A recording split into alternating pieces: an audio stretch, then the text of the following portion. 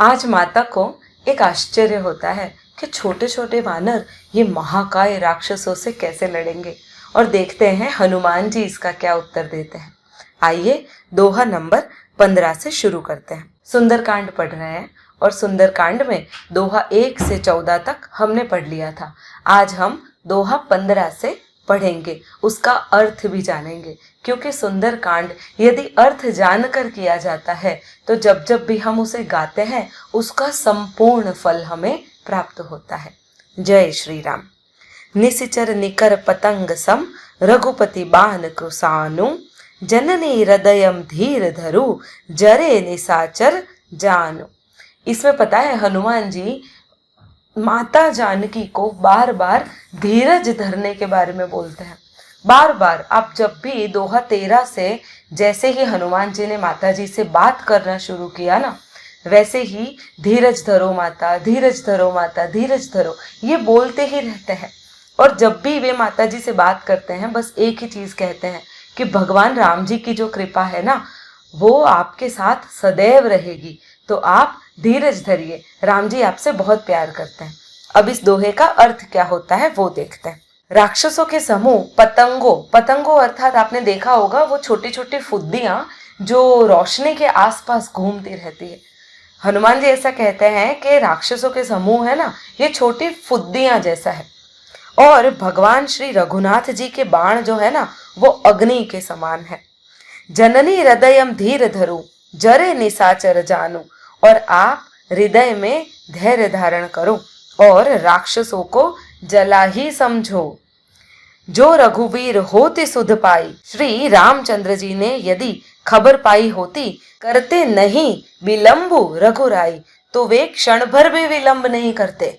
राम बाण रवि उए जानकी, राम रूपी बाण सूर्य के उदय होने पर तम बरूथ कहाँ जातु धान की। राक्षसों की सेना रूपी अंधकार कहाँ रह सकता है। इसका अर्थ ये होता है कि यदि राम जी के बाण चलेंगे जो भगवान श्री सूर्य नारायण जैसे हैं, तो ये राक्षसों की सेना उसके सामने नहीं टिक सकती है। अब ही मातु मैं जाऊं लवाई, प्रभु आयसु नहीं राम दोहाई। हे माता मैं आपको यहाँ से लेके नहीं जा सकता, क्योंकि भगवान श्री राम जी की मुझे इसके बारे में कोई आज्ञा नहीं है। कछुक दिवस जननी धरु धीरा, कपिन्ह सहित अहि रघुवीरा। थोड़े दिन और धीरज धर लीजिए, श्री राम जी सेना के साथ यहाँ पर आ जाएंगे। निशिचर मारी ते ही ले जही, तिहुपुर नारदी जसु गेही। और राक्षसों को मारकर आपको यहाँ से ले जाएंगे। नारद आदि लोग जो हैं वो सारे लोकों में उनके यश गाएंगे।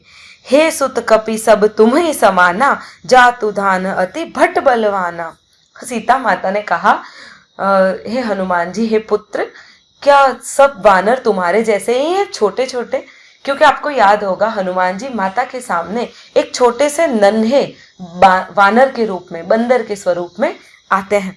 और माता जी कहती हैं ये राक्षस बहुत बड़े, विकराल और विशाल हैं, तुम छोटे छोटे वानर इनसे कैसे लड़ोगे। मोरे हृदय परम संदेहा, सुनी कपि प्रकट किन ही निज देहा।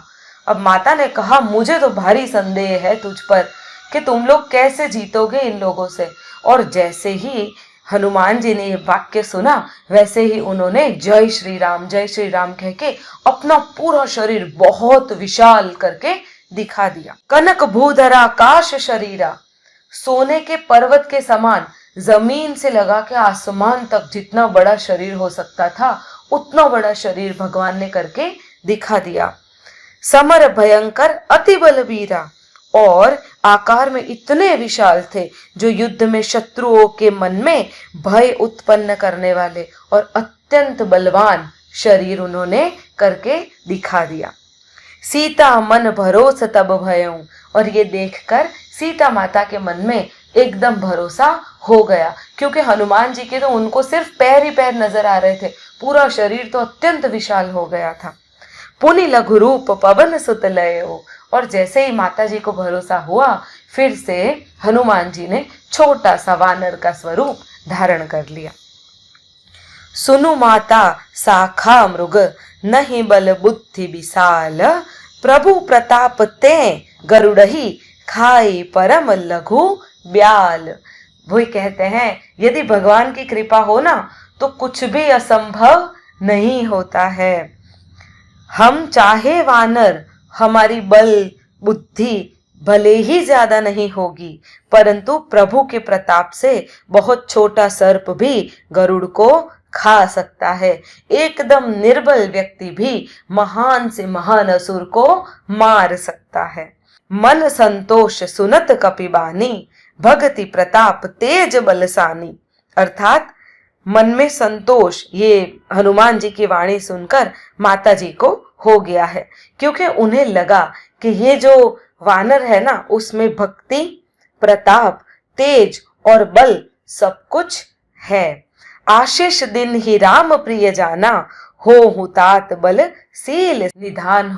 उन्होंने श्री रामचंद्र जी के प्रिय जानकर हनुमान जी को आशीर्वाद दिए और कहा, हे तात तुम बल और शील के निधान हो। आपने अक्सर देखा होगा जो बहुत बलवान होगा ना वो अत्यधिक क्रोधित रहता होगा, पर माता जी ने आशीर्वाद दिया कि हनुमान जी तुम बलशाली तो हो ही पर अत्यंत शील शांत स्वरूपा हो।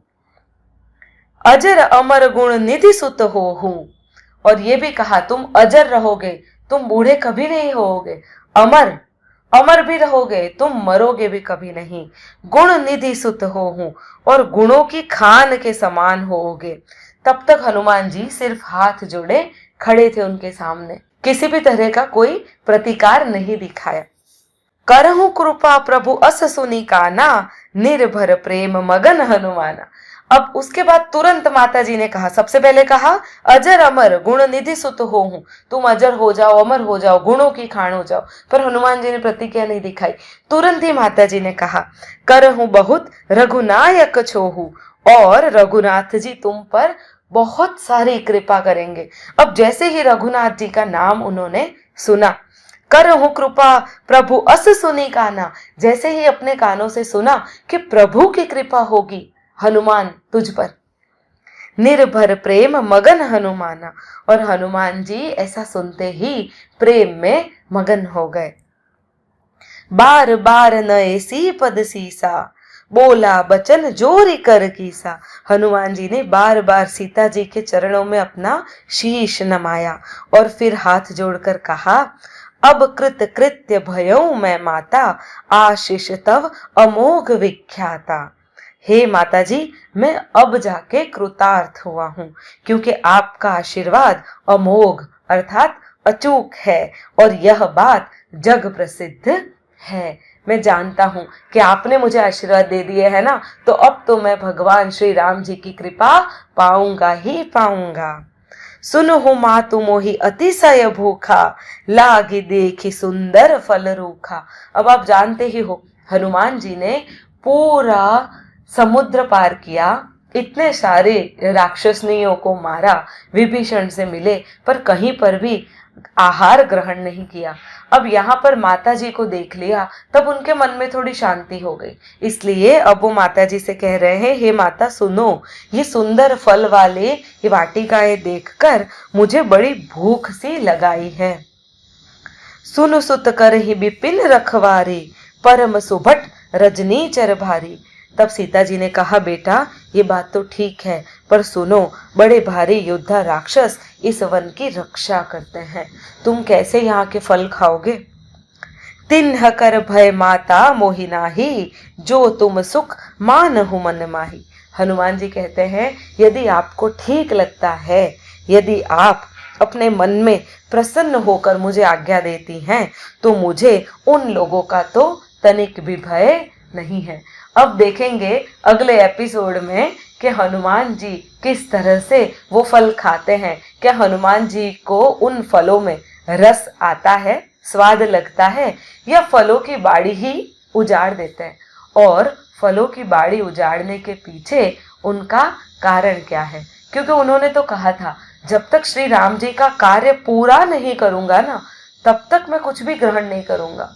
अर्थात यही है कि उनके मन में कोई बहुत बड़ा एक विचार चल रहा है।